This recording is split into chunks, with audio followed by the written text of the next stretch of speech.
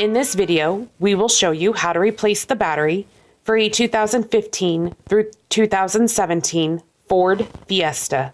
To open this key fob, all you will need is a small flathead screwdriver. Simply take the screwdriver, insert it into the notch on the back corner of the key fob, and twist. You may need to run it down the sides once you have that initial pop open. Once you have the key fob open, you'll see the battery is located here. This one comes out very easy. The battery used in this key fob is a CWTWB1U793.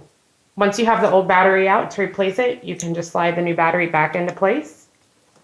With this key fob, it is plus side up.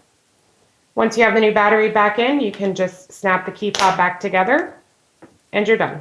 If you found this video to be useful, please like and subscribe to our channel, and visit us online if you need to buy a new key fob.